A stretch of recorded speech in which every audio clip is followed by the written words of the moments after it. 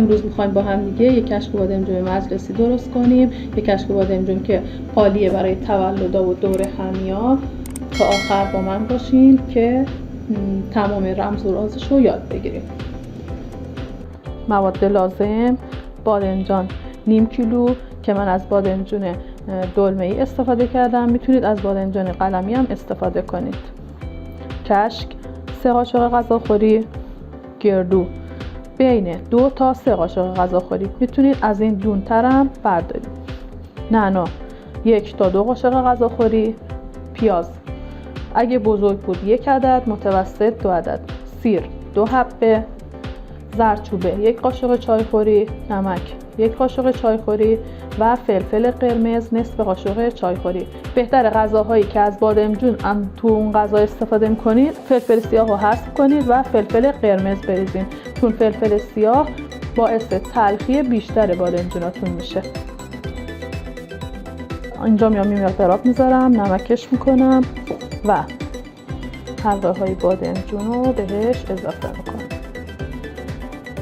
و میذارم حدود نیم ساعت بمونه تا تلخاب بادمجون رو بگیره. اینجا من اومدم بادمجونامو از توی آب نمک کشیدم بیرون، با یه دستمال خشکشون کردم و الان سرخشون میکنم.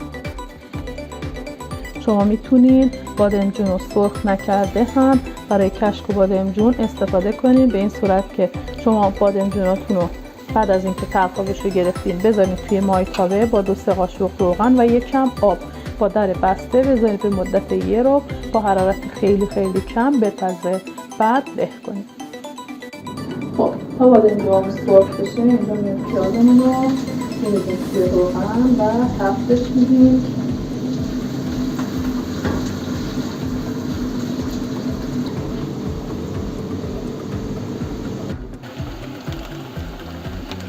پیازمون که یکم سبک شد سیرمون هم بهش اضافه میکنیم. میتونید از میزان سیر بیشتری هم استفاده کنید.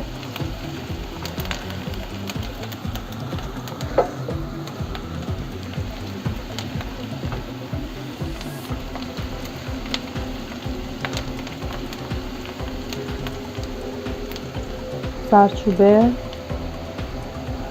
نمک و فلفل. یادتون باشه چون بادمجون رو تو آب نمک گذاشتیم اینجا از میزان نمکتون کم کنید.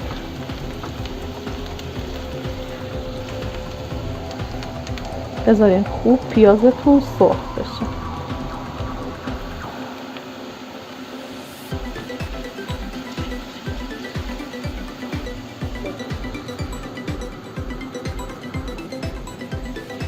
اینجا نعنامو اضافه میکنم. حواستون باشه وقتی نعنا رو اضافه میکنین حرارتتون کم باشه چون نعنا سریع میسوزه. گردورم اضافه میکنم و مواد رو با هم یه تفت میدم و از روی گاز برمیدارم.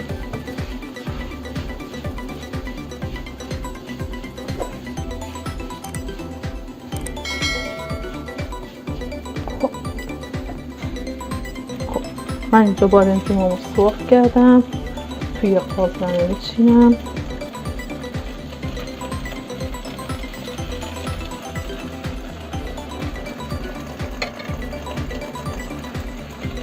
با یک کم آب میذارم تا بادمجونم کاملا بپزه.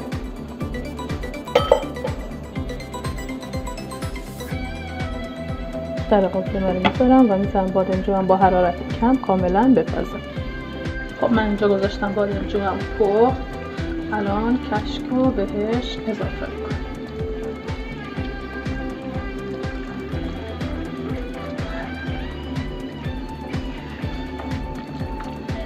بعد از اینکه کشک رو بهش اضافه کردیم با یک گوش خوب کامل بکوبیم.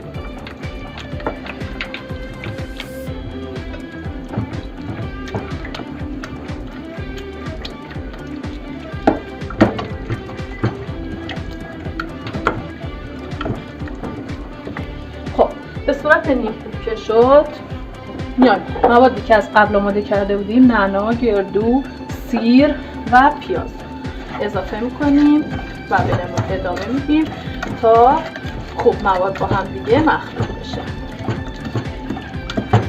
توی این مرحله میتونید یکم گردویی که یکم ریز شده رو اضافه کنید که اونم به خوشمزگی کشک و بادمجونتون کمک میکنه. یکم که موادمون رو کوبیدیم، بازدار ظرف رو میذاریم، حرارت رو کم میکنیم و میذاریم این کشک و بادمجون رو حدود نیم ساعت با حرارت کم بپزه تا جا بیفته و مواد همه مزه هاش به خورد هم دیگه بره.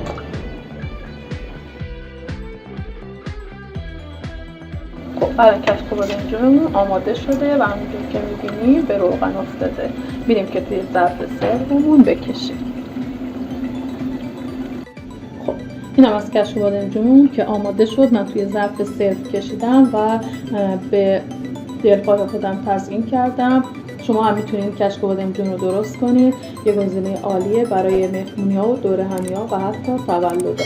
امیدوارم که درست کنید و کنار عزیزانتون از خوردنش لذت ببرید.